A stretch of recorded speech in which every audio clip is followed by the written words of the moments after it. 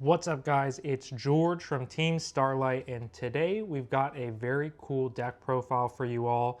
This was a deck that was featured on our Jank Tank, and it was actually able to get second place in the EDISZN Top 8 playoff tournament. It's a deck called KAISER Fairies, and yeah, it's pretty interesting. It's got a lot of cool synergies, and it's got some really good matchups, as well as a couple matchups that you can see on our channel. But let's just get straight into the deck list. So starting off the list, we have the Boss Monster 2 Christia. I think 2 is fine. This isn't really a deck that tries to turbo this card out, so you're not really like milling, trying to get this live. It's kind of just something that's like a side quest for the deck if it comes up, or in like certain matchups, you'll just make it live off of a recruiter, or you'll tribute it for frogs or something. You might just end up normal summoning it, but I think 2 was fine, and if it comes up, it comes up. The main core of the deck is the recruiters, 3 Shining Angel, 3 Nova Summoner, and this was kind of the main inspiration of the deck, was 2 Arcana Force the Fool. So the idea is that Shining Angel gets Nova Summoner gets the Fool, and the idea behind the Fool, if you haven't seen or heard of this card, when it gets summoned, you flip a coin. If you flip heads, you're not able to target it with your own card effects. If you flip tails, your opponent isn't able to target it with card effects. It can't be destroyed by battle, and it can't switch itself to defense position. So in some matchups, Nova Summoner special summoning this card in defense can just be a card that if you flip tails, they can't target it, it can't be destroyed by battle. And certain matchups like GBs, unless they're playing like Smashing Ground or Fissure in the main deck, they just can't deal with this card. So that's kind of the main inspiration of the deck. Otherwise, you're just playing your standard fairies, maxing out on the recruiters. And like I said, the reason why you want Nova Summoner to get this guy out is because Nova Summoner can summon it in defense, whereas Shining Angel can only bring it out in attack. So that's kind of the main piece of the deck there. We'll leave these close by because there's a few other synergies with this card that I think are really, really cool.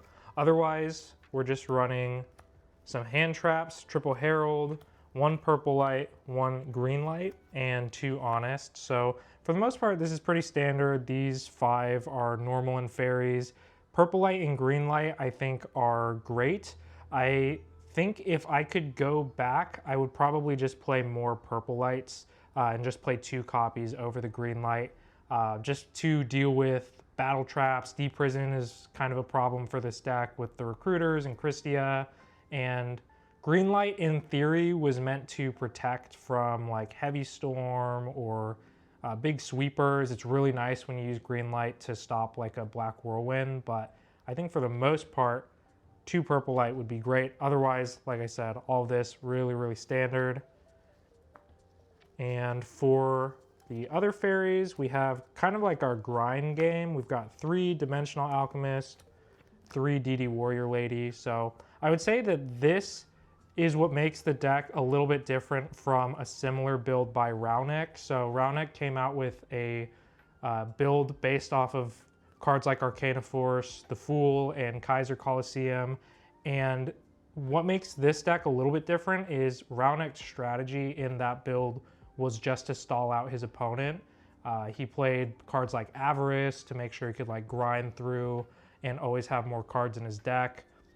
But that strategy was purely based on decking his opponent out every single time.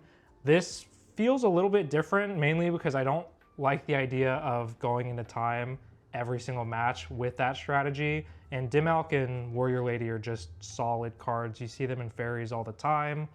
There's not really a whole lot to say about them. They're both just really good. They complement each other. So DD Warrior Lady's able to get brought back off of Dimensional Alchemist with its effect. So just really solid cards. Not a whole lot to say about that. And then the last monster is 1 Cyber Valley. Again, this is just another standard fairy card. It's just good with cards like Shining Angel, where you can search this card out, and if you have something like Mind Control or Brain Control, you're able to steal your opponent's stuff. So it's just nice to have as an option with your recruiters, but otherwise you just need the one copy. So that's it for the monster count. I think the spells is where the deck gets a little bit more interesting. So you're playing 3 KAISER Coliseum and 3 creature swaps. So this is the inspiration with the Fool is built around KAISER Coliseum. Again, if you haven't heard of this card, basically what it reads is that your opponent can't have more monsters on the field as you. So if you have 1, your opponent can only have 1. If you have 2, they can only have 2. And obviously this doesn't apply to things that are already on the field, but the strategy here is that if you can get the Fool summoned, and let's say you flip tails, then you can make it so you have a monster on board that your opponent can't destroy by battle, it can't be targeted by card effects, and they're not able to summon more than 1 monster because of KAISER Coliseum. So when you get these 2 on the field at the same time, it generally is really hard to get rid of. They need very specific cards like Torrential Tribute or Lightning Vortex, but otherwise that was kind of the main inspiration there. The issue I found with this is that against certain matchups, specifically Blackwings, if they have a Piercer like Bora on field, I found that whenever I was bringing these 2 cards out, if they just summoned Bora, they could just keep attacking for 1700 and they would be applying too much pressure for me to deal with. So the idea behind Creature Swap is that it changes your strategy so it's a little bit more malleable to whatever matchup you're facing. So what you can do with Creature Swap is if you summon the Fool in attack mode, you flip a coin. Most of the time it doesn't really matter what you flip, but ideally what you're doing is you're going Creature Swap, give your opponent the Fool, and if you have something like KAISER Coliseum, let's say for example you take their Bora and you give them the Fool, suddenly you're able to start applying pressure. You're attacking for 17 every turn. They're not able to switch the Fool to defense, so basically they're stuck only having 1 monster on board, and you just get to keep applying pressure that way. So in theory, it's pretty cool with the Fool. I would say that most of the time, the reason why this strategy works is because these cards are already really good with your recruiters. So any of your recruiters with KAISER Coliseum, just being able to set a recruiter, activate KAISER Coliseum. The way KAISER works is if your monsters get removed off the field and you have none, then it turns KAISER Coliseum off. So the idea here is you set a recruiter, you activate KAISER Coliseum, they're going to feel pressured to attack into this because they want to turn this card off. So they attack into the recruiter, you get to bring out something else, and then KAISER Coliseum is still active. So it's really good with any of your recruiters. Creature Swap is obviously just insane with recruiters. This is kind of what it was made for.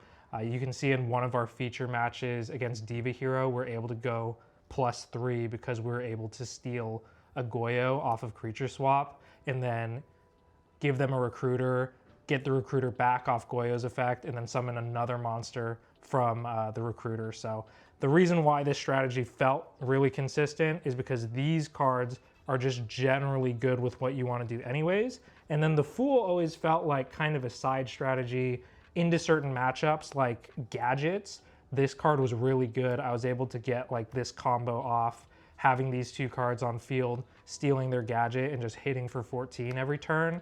And it gives you some options as opposed to like other versions of this build, which I thought was really fun.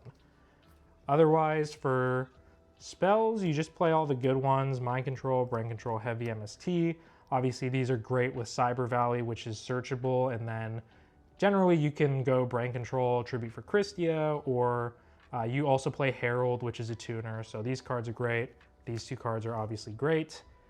And beyond that, this is the main change. If you've seen this list on Jank Tank, I found to make it more competitively viable, I had to take out Decree and put in real traps. So that's the main change, is we have Mirror Force, Torrential, Solemn, Call of the Haunted, Return, and Dust Shoot. So you're just playing all of the best one-of traps in the game.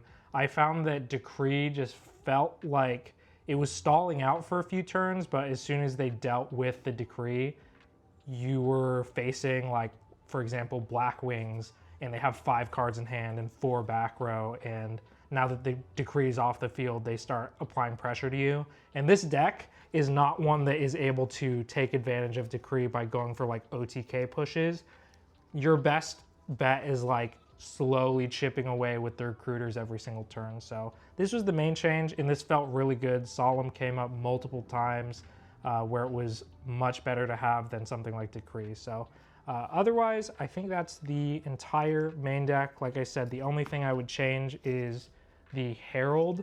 I would take out the green light and put in another purple light. I think moving into the side deck, we've got 2 Cyber Dragon, 2 Crow, and 2 Consecrated for the monsters. These are pretty straightforward side deck cards. I would actually consider cutting Consecrated, which sounds kind of crazy in Fairies, but it was the same thing with Decree. Whenever I brought this card out, it would stall for like 2 or 3 turns. Eventually they would draw into like Fissure or some way to out it with like Deck Devi or something. And then I'm trying to find an answer to their like 5 back row. So honestly, given this tournament, I think if I were to make any major changes, take out the 2 Consecrateds, I would max out on the purple lights, maybe put the 3rd one in the side, and then side stuff like My Body as a shield. Because if you've seen any of those matches, Deck Devi's a problem. And I'm realizing that now. I'm not a huge expert on Fairies, but I would love to have made that change beforehand. Otherwise, 2 spells, Soul Release, Book of Moon. I felt like Book was just great. It's just like a good meta call right now because of cards like Trap Stun.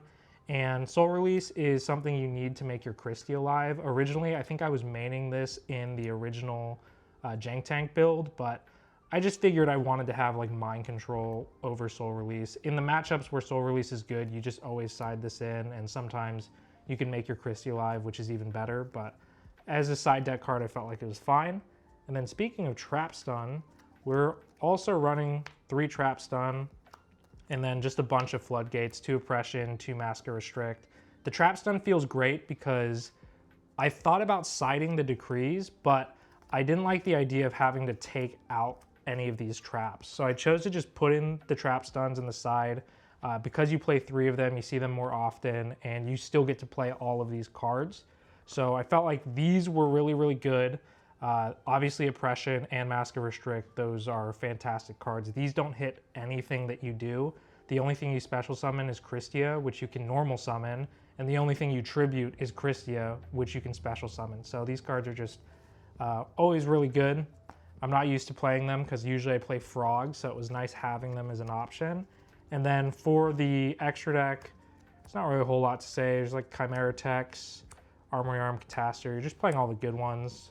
Raikisis, Brio, Goyo, Ancient Sacred Wyvern is kind of neat, Black Rose, Light End Dragon, Parshath, Stardust, and Colossal. You play Herald, so you can honestly put in whatever you want in the extra deck, but for the most part, you just play whatever. These don't really come up that often. So that was the list. Like I said, 2nd place at the Season 1 tournament and a Jank Tank feature, which is really nice to see it do well. So hopefully this list makes it seem more competitively viable, and let us know if you want to see more of it or if you have any ideas for the build.